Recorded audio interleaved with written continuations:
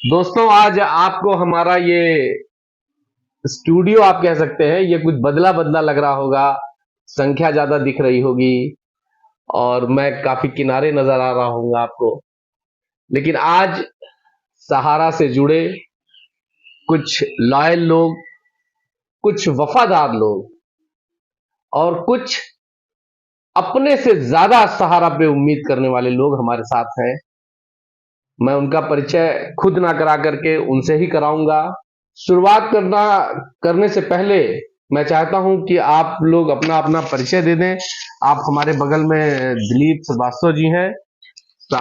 जी, मेरा नाम दिलीप कुमार श्रीवास्तव है। मैं अप्रैल 1984 से सहारा से जुड़ा हुआ हूँ। बहुत बढ़िया। और मेरा कैडर CFM रॉयल 2 है। मैं संस्था में शुरुआत के दौर से ही जुड़ा हुआ था और आज भी जो भी मैं हूँ, जो मेरी पहचान है या जो मेरा वजूद है, सहारा की जरूरत थी। और मैं चाहता हूँ कि सहारा फिर वह पुनः गौरव को प्राप्त करे, उसी ऊंचाइयों को प्राप्त करे। और हम लोग आज भी सहारा के भले के लिए आज भी अपने दिलो जान से हम लोग लबलबी लगे हुए हैं। भाई प्रमोद जी हैं। अब प्रमोद जी, आप खुद ही बताएं कि आप सहारा में कब से हैं और किस पद पर हैं? मैं प्रमोद कुमार गुप्ता, मैं सहारा में 29/9/1992 को जो है ज्वाइन किया हूँ और मैं सहारा में तन्मय से जो है इसमें कार्य किया हूँ। और मैं आज भी जो है पूरा जो है, चाहे जमा करता हूँ चाहे कार्य करता हूँ, जिसको भी है वह बहुत बढ़िया तरीके से उनको समझाता हूँ कि संस्था है तो उम्मीद है। और सारे व्यक्ति को, चाहे जो जमा करता हो, कार्यकर्ता जो भी निवेश किए हैं, उनका एक एक रुपया जो है वह भुगतान होगा। मेरे कुछ सवाल भी हैं आप लोगों से और सहारा से संबंधित सवाल भी हैं। हम परिचय पूरा करा लें, फिर मैं आपसे अगला सवाल करता हूं। भाई कमल कुमार है, अगस्त 1996 से हमारा है ज्वाइनिंग वहाँ सहारा इंडिया में। बहुत अच्छा कमल भाई। देखिए, मैं ज्वाइनिंग पूछने का सिर्फ मकसद ये रहता है कि आप ये देख सकते हैं कि ये लोग पिछली सदी से आप कह सकते हैं, ये 21वीं सदी में हम लोग चल रहे हैं। ये 1990, 92, 84, 96 ये आपको सुनाई दे रहा है। 25 साल तो 2000 के बाद से गुजर चुका है और उधर भी 8 साल, 15 साल, 14 साल, इस तरह से लगभग 38 साल, 40 साल पुराने ये लोग सहारा में आज भी उसी मजबूती के साथ, इनको कोई डिगा नहीं पा रहा है। ये अंगद के पांव की तरह से आज भी सहारा की फील्ड पर, समाज में सहारा के लिए उस अंगद के पांव की तरह से मजबूती से खड़े हैं और इनको पूरा विश्वास है कि सहारा फिर से शुरू होगी। लेकिन कुछ सवाल हैं जो समाज में है, जो हमारे वीडियो पर कमेंट्स करते हैं, दर्शक करते हैं, निवेशक करते हैं। मैं उन सवालों से का कुछ जवाब इनसे लेना चाहता हूं। एक सवाल दिलीप भाई, ये बहुत जबरदस्त चल रहा है और इसकी शिकायत भी आ रही है कि जो पहला तो यह है कि पोर्टल से मामला चल रहा है। पोर्टल शुरुआत में तो अभी भी फेल की तरफ है और इस पर डिफिशियंसी के नाम पर, डिफिशियंसी हटाने के नाम पर सहारा के लोगों पर यह आरोप लग रहा है पूरे देश में कि उन जो पीड़ित हैं वो उनसे पैसा लिया जा रहा है, उन पीड़ितों को और पीड़ित किया जा रहा है। ये कहां तक उचित है? ये होना नहीं चाहिए। क्या ऐसी शिकायतों को दूर करने के लिए का कोई रास्ता है या ऐसे लोग कैसे समझेंगे इस बात? देखिए, सुप्रीम कोर्ट, सेबी और सरकार को ये चाहिए कि मतलब इसका कोई समस्या का समाधान दे, क्योंकि आज भी लोग डिफिशियंसी दूर करने के लिए, अपना रजिस्ट्रेशन कराने के लिए वहाँ पे जाते हैं लोग और उनसे पैसा लिया जाता है, उनको शोषण किया जाता है और उनका फिर डिफिशियंसी दिखा के फिर बार बार उनसे एफिडेविट के नाम पे और फिर डिफिशियंसी के नाम पे कई बार उनसे पैसा लिया जा रहा है, तो जो कहीं तक ये उचित नहीं है।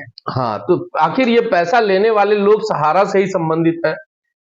देखिए, उसमें कुछ ऑफिस के जो कंप्यूटर ऑपरेटर थे वो लोग भी मतलब ये काम कर रहे हैं, कुछ बाहरी लोग भी कर रहे हैं, और हर तरह से जनता मतलब त्राहिमाम त्राहिमाम कर रही है और उसका कोई समस्या का निदान और समाधान नहीं हो पा रहा। देखिए दिलीप भाई, इस पर मैंने एक वीडियो बनाया था कि लोगों को ये दिक्कत है, तो मुझे उस वीडियो में तमाम सहारा के लोगों ने कमेंट किया था कि वसीम भाई, हम लोगों को भुगतान नहीं मिल रहा है, सैलरी नहीं मिल रही है, तो हम पेट रख करके काम नहीं करेंगे। तो सवाल ये होता है कि अगर आप बिना भुगतान के और बिना सैलरी के अगर आप काम कर रहे हैं तो क्यों कर रहे हैं? इसका मतलब आपको उम्मीद है और आप ये मान रहे हैं कि जो टाइम आप इधर एक्सपेंड कर रहे हैं, किल कर रहे हैं बिना भुगतान के, तो वो आप मान रहे हैं कि आने वाले कल में आपको वो सैलरी मिलेगी। भाई जैसे कि संस्था ने कहा है कि भाई कोई भी जमाकर्ता या कार्यकर्ता या किसी से कोई पैसा नहीं लेगा, और ऐसी अगर शिकायत मिलती है तो उनके खिलाफ सख्त कार्रवाई की जाएगी। कार्रवाई तो हुई भी है, कुछ जगहों पर कार्रवाई हुई भी है, लेकिन अभी भी इस पर जो है लगाम नहीं है। दूसरा है जो है दिलीप भाई, आपसे मैं ये जानना चाहता हूं कि पिछले 17-18 साल से 2012 के बाद से स्थिति है बिगड़ी है, हमारे ख्याल से 18 के बाद से, पूरी तरह से 18 के बाद से बिगड़ी है। तो मैं ये आपसे जानना चाहता हूं कि क्या इतने सालों में आप लोगों ने समाज को कैसे फेस किया, कैसे जो है, आखिर आप लोग को दिक्कत आती होगी कि नहीं आती होगी? आपने जिन लोगों का पैसा जमा कराया उनको क्या समझाते हैं और वो कैसे मान जाते हैं आपकी बातों से? देखिए वसीम भाई, बात तो सही है, जमाकर्ताओं के अंदर बहुत सारा रोष भी है और वो बार बार क्वेश्चन भी करते हैं, सवाल भी हमसे बार बार पूछते हैं, परंतु कहीं ना कहीं उनके मन में विश्वास है कि सहारा अपने जगह पे सही है और वो पैसा हमको जरूर देगी। और इसी की वजह से आज हम लोग समाज में या जनता के बीच में बचे हुए हैं कि जनता हमको ज्यादा मतलब परेशान अभी तक नहीं कर रही। कुछ लोग हैं जो परेशान करते हैं, वो हमसे कहते हैं कि पैसा आपको दिए, पैसा आपसे लेंगे। उनका जवाब भी हम लोग देते हैं कि संस्था है तो पैसा आपको जरूर देंगे। नहीं, ये तो मैंने भी कहा है अपने वीडियो में कई बार और कई जगहों पे लोगों से कहा है कि संस्था है तो ही लड़ रही है, वरना इस देश में कई हजार जीट फंड कंपनियां बनी आई गई, उनका कहीं अता पता नहीं है, ना कोई प्रबंधक जानता है, ना उनकी संपत्तियों को जानता है। संस्था है तो सुप्रीम कोर्ट में लड़ रही है, मजबूती के साथ लड़ रही है। खैर, मैं आपसे सवाल ये जानना चाहता हूं कि इस पूरे एपिसोड को, इसकी वजह क्या हो सकती है? मतलब किसको वजह मानते हैं आप कि कहां से अच्छा खासा चलता हुआ ये एक इतना बेहतरीन बागीचा तैयार किया था सहारा श्री सुब्रत राय ने, उस बागीचे को किसकी नजर लग गई, किस वजह से ये स्थिति आ गई कि आज जो है सहारा से जुड़े लोग, सहारा के में पैसा जमा किए हुए लोग परेशान है? क्या वजह मानते हैं, कहां से ये खेल खराब हुआ?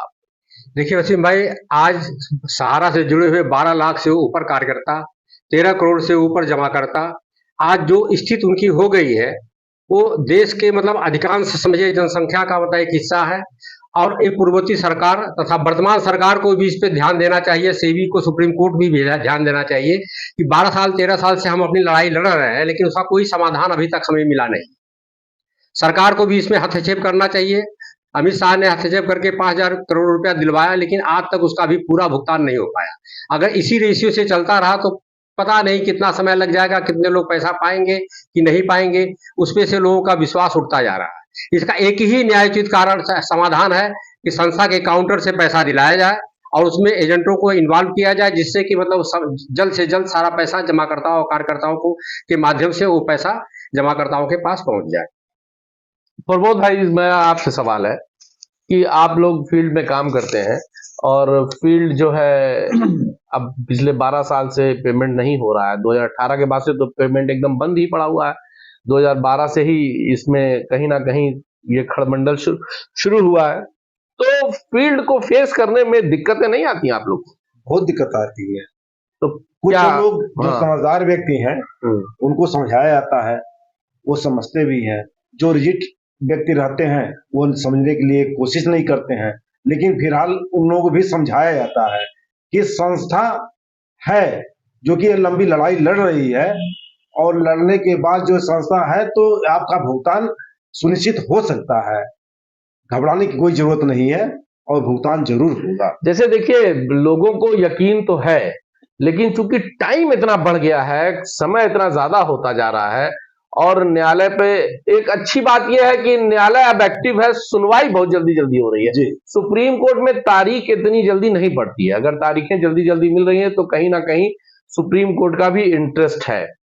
पिछले जो साल में 2024 के 3, 4, 5 की सुनवाई में जो माननीय चीफ जस्टिस साहब ने एक बात कही थी कि हम एक लंबी रस्सी आपको फेंक रहे हैं और आप उसको पकड़ करके ऊपर आ जाइए, तो क्या लगता है कि प्रबंधन ऊपर आने का प्रयास कर रहा है? उसमें संस्था जो है एक्टिव है, हम्म, और एक्टिव है तो उनको जो समय दिया गया है कि एक महीना का समय दिया गया था कि 1,000 करोड़ जो है जी, आप जमा कर दीजिए, और कंपनी ने जमा किया। हम्म, बाकी 9 महीने के अंदर जो है बाकी धनराशि जो है आप जमा कर दीजिए। कंपनी जो है उस पे लगी भी हुई है कि उसे उस पैसे को जो है जमा करके और उसका जो है आगे कार्रवाई जो है हो सके। ये तो 8,000 करोड़ जो शेष है उसको जमा करने के लिए उनको 9 महीने का समय मिला था, जिसमें 3, 4, 5 महीना लगभग बीत गया है।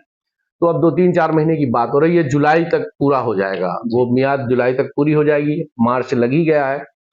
लेकिन अब मसला ये आता है कि कितना इंतजार पब्लिक करे। बात सही है, बात सही है कि कंपनी जमा करता है कितना जो है मतलब इंतजार करे। कभी कभी ये लगता है जमाकर्ताओं को भी कि अब हमारे पास इंतजार के अलावा कोई रास्ता भी नहीं है। हालांकि कुछ लोग आंदोलन के रास्ते पर हैं, और आंदोलन का जो कुछ लोग नेतृत्व कर रहे हैं या आंदोलन की बात कर रहे हैं, वो लोग भी सहारा से जुड़े हुए लोग जी आज वो सहारा के खिलाफ हैं। अब क्या वजह है और उनको क्यों आंदोलन का रास्ता इख्तियार करना पड़ा? आपको क्या लगता है कि क्या आंदोलन से ये रास्ता, इसका रास्ता निकलेगा? संभव नहीं, आंदोलन से कोई रास्ता संभव नहीं। आपको क्या लगता है रास्ता कहां से निकलेगा? रास्ता जो भी निकलेगा वो सरकार के द्वारा हस्तक्षेप से, माननीय सुप्रीम कोर्ट जो है उसका जो है निगरानी करने से ही उनसे संभव है। माननीय सुप्रीम कोर्ट ने जो एक रास्ता निकाला है कि 9 महीने के अंदर जो है आपको जो समय दिया गया है वह बहुत ही बढ़िया जो है। मतलब आपको ये लगता है कि इस पूरे एपिसोड का दी एंड सुप्रीम कोर्ट से ही हो सकता है, एकदम हो सकता है। और भुगतान का रास्ता सुप्रीम कोर्ट ही निकालेगा, आपको ये लगता है? जी तो आपको लगता है कि ये 2025 जो चल रहा है, इसका तीसरा महीना लग गया है, हम लोग ये उम्मीद करें, निवेशक ये उम्मीद करें कि 2025 में हम लोग किसी ना किसी निर्णय पर या अच्छे दिन सहारा के या सहारा निवेशकों के इस 2025 में आ जाएंगे? पूरी संभावना है, पूरी संभावना है। जिस तरह जो है माननीय सुप्रीम कोर्ट जो है एक्टिव हुए हैं, उनसे तो ये लगता है कि जल्द से जल्द इसकी कार्रवाई हो सकती है, पूर्ण हो सकती है। कुछ मध्यस्थता की भी बात चल रही थी। मध्यस्थता की बात चल रही है। हाँ, तो भाई मध्यस्थता वही होती है जहां आपस में सामंजस्य बैठने लगता है, जी जहां चीजें ठीक होने लगती हैं, वहीं मध्यस्थता की बात हो रही है। मध्यस्थता, माननीय चीफ जस्टिस साहब भी कह रहे हैं कि अगर मध्यस्थता से मामला हल हो जाए तो वेरी गुड है। वेरी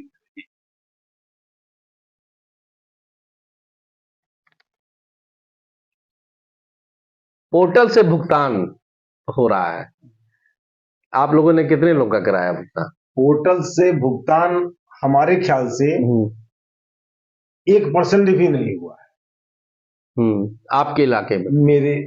मेरे जमाकर्ताओं का 1% भी नहीं हुआ? 1% भी नहीं। आप मदद कर रहे हैं उन लोग की पोर्टल पे जाने के मदद लिए? कर रहे हैं, उसके बावजूद नहीं हो रहा? उसके बाद भी नहीं हो रहा। उसमें बहुत जो है मतलब कमियां आ रही हैं, जिसको जो है पूरा कराने के लिए जो है उनसे बार बार जो है जाया जा रहा है, उसको जो है कमी पूरा कराया जा रहा है।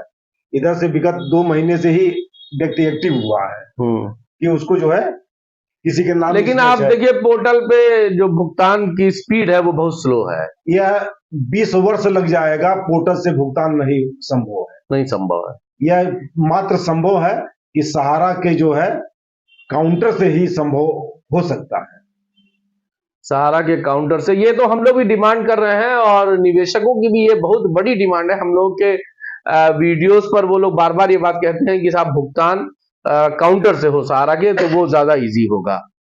लेकिन अच्छा, इसमें कुछ लोग ऐसे हैं जो कहते हैं कि सारा दोष एजेंटों का। एजेंट का क्या दोष है? हमें तो नहीं लगता कोई एजेंट का दोष है। आज तक दोष था नहीं। आज जो है जो मैटर फंस गया तो ये कहते हैं, कुछ जमा करता ये कहते हैं कि हम आपको दिए हैं, आप ही से लेंगे, आप ही से लेंगे। बात सही है कि आपका निवेश मैंने कराया है और भुगतान भी कराने के लिए वादा किया गया था। ऐसा नहीं है कि अगर संस्था वर्तमान में है, इसीलिए हमको भी उम्मीद है कि आपका भुगतान। आपको क्या लगता है कि दिलीप भैया आप बताइए कि क्या लगता है आपको, प्रबंधन को ऐसी सूरत में खामोशी तो होनी चाहिए, क्योंकि जो सहारा श्री जो अब इस दुनिया में नहीं है, उनका मैं ये देखता था कि अगर कुछ भी उनको मैसेज अपने निवेशकों को या अपने कार्यकर्ताओं को देना होता था, तो या वो प्रिंट मीडिया के माध्यम से, बड़े बड़े विज्ञापनों के माध्यम से वो अपना मैसेज दे दिया करते थे, जिसको पढ़ के लोग संतुष्ट हो जाते थे कि उनकी बात से। आज स्थिति ये है कि प्रबंधन एकदम खामोश है, और प्रबंधन की खामोशी की वजह से ही ज्यादा सस्पेंस, ज्यादा कंफ्यूजन, ये सिर्फ प्रबंधन की खामोशी से बना हुआ। अगर प्रबंधन आकर के सिर्फ इतना ही कह दे कि हम लड़ाई सुप्रीम कोर्ट में मजबूती से लड़ रहे हैं, जैसे ही विजय होगा सबका पाई पाई वापस होगा, तो जान लीजिए आपकी 90% लोग संतुष्ट हो जाएंगे। आपकी बात सही है वसीम जी। प्रबंधन को आगे आकर के अपने कार्यकर्ताओं को, अपने जमाकर्ताओं के लिए कोई संदेश देना चाहिए कि वे क्या कर रहे हैं, क्या नहीं कर रहे हैं। आज ओपो की स्थिति में सारे जमाकर्ता कार्यकर्ता इधर से उधर भटक रहे हैं और कई सारी अफवाहें उनके बीच में फैल रही, जिससे कि मतलब माहौल कभी कोई टेंस हो जाता है और लोग कभी कभी मतलब संस्था को ही गलत ठहराने लगते हैं, जिसका सीधा सीधा निदान यही है कि संस्था को आगे आकर के अपने माध्यम से जमाकर्ताओं कार्यकर्ताओं को, जैसे माननीय सहारा श्री ये समय समय पर अपना मतलब संदेश देते रहते थे, जिससे कि उनको एक संतुष्टि, एक आत्म मतलब उनको हो जाता था। तो उसका सबसे बड़ा है कि संस्था को आगे आकर के किसी भी माध्यम से, चाहे अपने ऑफिस के माध्यम से, चाहे व्हाट्सएप के माध्यम से, चाहे टीवी चैनल, चाहे समाचार पत्र के माध्यम से, उनको संस्था को आगे आकर के अपने जमाकर्ताओं कार्यकर्ताओं को एक संदेश देना चाहिए कि इसका निदान जल्द से जल्द होगा या क्या होगा, कैसे होगा, उसका मतलब एक रास्ता उनको देना चाहिए, जिससे कि हम लोग को असंतुष्टि हो और हम लोग धैर्य के साथ अपने आगे बढ़ सके। देखिए आपकी बात सही है, हम लोग भी यही डिमांड कर रहे हैं, यही मेरा सवाल था।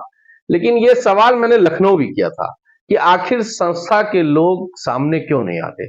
मुझे जो उस वक्त जवाब दिया गया था वो ये कहा गया था कि मामला सुप्रीम कोर्ट में है, सारी चीजें सुप्रीम कोर्ट में देखी जा रही है, और अगर प्रबंधन सामने न होता तो सुप्रीम कोर्ट में वकीलों की फीस कौन दे रहा है, जो 1000 करोड़ जमा करने की बात है वो कौन कर रहा है, बरसोवा की डील जो फाइनल हो रही है वो कौन कर रहा है, मतलब जो भी कर रहा है वो प्रबंधन ही कर रहा है, लेकिन वो सामने नहीं है। सामने का मतलब निवेशक अब ये चाहते हैं कि प्रबंधन का कोई भी XYZ, मतलब जो सीट्स है सहारा श्री के परिवार से जो भी है, वो सामने अगर आकर के एक शब्द भी अपनी पेमेंट, अपने निवेशकों को पेमेंट्स के लिए कह देते, तो मुझे लगता है कि चीजें बहुत कुछ सरल हो जाती। जो आज बहुत टसल बना हुआ है जहन में, तमाम तरह की लोगों की बात आती है कि लोग आएंगे कि नहीं आएंगे, देंगे कि नहीं देंगे, है कि नहीं है, ये चीजें क्लियर हो जाती तो आप लोग से ज्यादा निवेशकों को बड़ी राहत हो जाती है और आप लोग को भी राहत हो जाती है।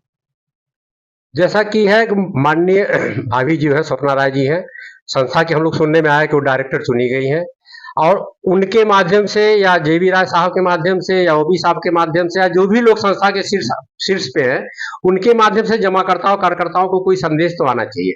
ठीक है, मामला सुप्रीम कोर्ट में है और अभी विचाराधीन है, तो उस तरह की कोई बात ना करके मतलब सीधे अपने कार्यकर्ताओं को एक संतावना संदेश भी दे देते कि जिससे कि हम लोगों को मतलब एक हौसला होता और हम लोग अभी अपने दुगने उत्साह के साथ संस्था के साथ, तो हम लोग जीवन भर लड़े हैं। 41 साल का हमारा जीवन सहारा में ही गुजरा है और संस्था ने हमें बहुत कुछ दिया है, जो मैंने कल्पना नहीं की थी उससे ज्यादा हमें सहारा से मिला है। मैं आज भी सहारा के प्रति अपनी वफादारी कहीं भूला नहीं हूं। मैं भी अभी भी सहारा के कभी बुराई सुन नहीं सकता और सहारा के साथ लगा हुआ हूं। तो अगर संस्था के शीर्ष अधिकारी लोग, शीर्ष लोग अगर आकर के अपना कुछ संदेश देते तो हम लोग को एक हौसला बनता। मैं अपने जमाकर्ताओं को और अपने कार्यकर्ताओं को मैं अच्छी तरह से उस बात को समझा सकता। आप बताइए क्या स्थिति है, फील्ड को फेस कैसे कर रहे हैं? इनमें तो सर जो बहुत समस्या है बताने में, लेकिन हम लोग समझाया जा रहा है कि भाई देखिए जब ऑनलाइन हो रहा है कुछ तो पेमेंट आ रहा थोड़ा बहुत, लेकिन संस्था है उस पर लगी है कि इसका समाधान जल्दी निकल जाएगा। तो माननीय मान जाते हैं लोग आपकी बात? कुछ तो मानते हैं लेकिन कुछ तो रिजेक्ट हो जाते कितने हैं। परसेंट लोग होंगे जो रिजेक्ट जाते हैं? 10% ऐसी संख्या कम है? जो कम है ऐसे लोगों की। मैक्सिमम लोग आज भी सहारा जी के जी आज भी मानते हैं कि सहारा है, संस्था अगर लड़ रही है तो उसका समाधान होगा और उसका हमारा भुगतान मिलेगा पाई पाई, क्योंकि संस्था का ये कमिटमेंट हुई है कि हम काउंटर से भुगतान देंगे तो ब्याज सहित देंगे। मुझे यहाँ तक याद है सहारा श्री ने कहा था कि जो डिले हो रहा है उसका पाई पाई अंतिम दिन तक का ब्याज दिया जाएगा। तो आप लोग को विश्वास है? एकदम पूरा विश्वास है। आप जैसे कार्यकर्ताओं के विश्वास पे ही ये मामला चल रहा है, वरना लोग बिगाड़ने के लिए तो सब लोग लगे हुए हैं। और मैंने देखा है कि आंदोलन को लेकर के आज भी कोई रैली थी बिहार में, और वहां सहारा के आंदोलन को का मिसयूज कर रहे हैं लोग। मुझे जो लग रहा है इसका राजनीतिकरण हो रहा है। जी जी वो राजनीति कर रहे हैं। हाँ। केवल अपना वर्चस्व कायम करने, लेकिन उससे होना और उसका दूसरे लोग लाभ ले रहे हैं। जी जो माननीय सुप्रीम कोर्ट में है मामला, वो उनके आंदोलन करने से थोड़ी न हट जाएगा। सही है, न्यायालय ही समाधान करेगा उसका। अभी झारखंड में उन्होंने क्या किया कि कुछ ऑफिसेस बंद करा दिए सीआईडी ने, और देखिए उतना अधिकार राज्य सरकार को है, करा दे, लेकिन किसी का रोजी छीनना बड़ा आसान है, रोजी देना बड़ा कठिन। तो झारखंड सरकार ने ये वादा किया था कि हम जो लोग सुसाइड कर लिए सहारा से संबंधित लोग, उनको क्या कहते हैं मुआवजा देने की बात की थी, लेकिन अभी तक उस पर कोई चर्चा वहां नहीं हो रही। जो उनको करना है, जो वो कर सकते हैं, जो उनके हाथ में है, लेकिन अभी आंदोलन की बात हो रही है। चूंकि बिहार में चुनाव है तो इसी में लोग अपनी रोटी सेक रहे हैं। तो खैर सबका अपना अपना वो है, सबका अपना रास्ता है, लेकिन आप लोग को पूरी आशा है? एकदम पूरा आशा है कि संस्था भुगतान 1-1 रुपए का पाई पाई का करेगी ब्याज सहित। दिल्ली का जो ब्याज है वो भी। चलिए बहुत अच्छा लगा आप लोग आए, आप लोगों से बात हुई, और दर्शकों को आज ये कहना पड़ा है कि आज वीडियो हमारा लंबा हो गया होगा। हर बार हम जो है 8-10 से 12 मिनट के बीच का हमारा वीडियो रहता है, लेकिन आज संख्या भी हम लोगों की 4 है, तो उस हिसाब से गुणा कर लीजिएगा। और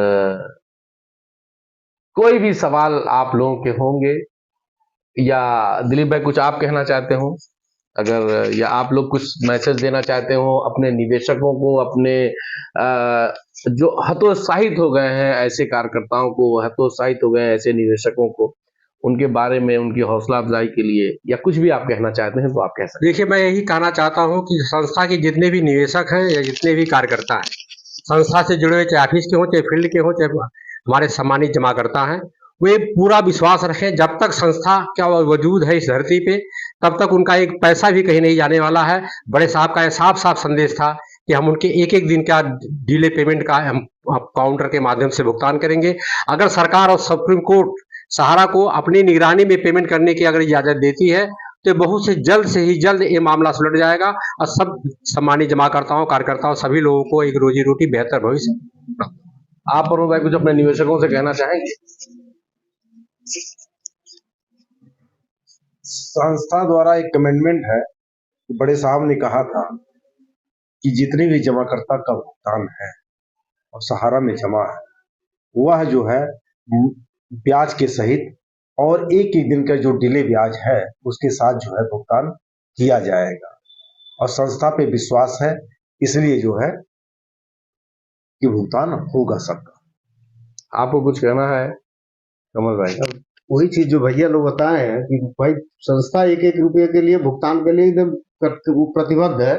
जब भी भुगतान होगा, माननीय न्यायालय का जब भी आदेश हुआ तो 1-1 रुपया ब्याज सहित भुगतान करने के लिए बाध्य है। न्यायालय के आदेश के बाद ही भुगतान होगा, उसके पहले संभव नहीं है, लेकिन होगा। चलिए वीडियो खत्म करने के पहले एक आखिरी एक चर्चा में चल रहा है एक मामला, हो सकता है आप लोगों ने देखा है कि नहीं देखा है, हालांकि आप सहारा से जुड़े हैं तो आपने जरूर देखा होगा।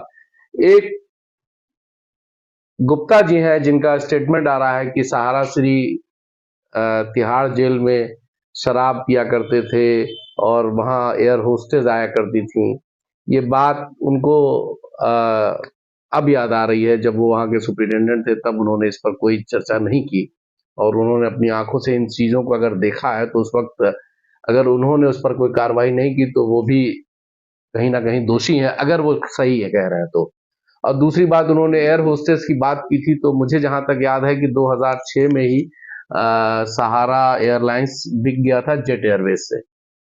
जेट एयरवेज ही शायद जी। उसी ने लिया था, लेकिन ये और सहारा से ही बंद हुए थे 12-13 में। तो ये बात गले से उतरती नहीं है। आप लोग को क्या लगता है कि ये जो इन्होंने कहा गुप्ता जी ने, कहाँ तक सही है?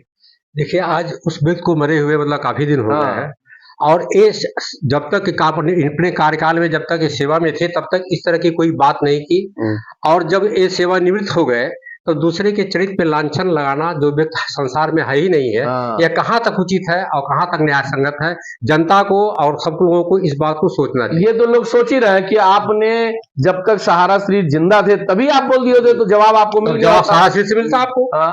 लेकिन आज जब वो नहीं है, उनके अनुपस्थिति में ये बात सामने लाई जा रही है, ये कहाँ तक उचित है ऐसे व्यक्ति के ऊपर कीचड़ उछालना जो पूरी संस्था के लिए देवता स्वरूप था।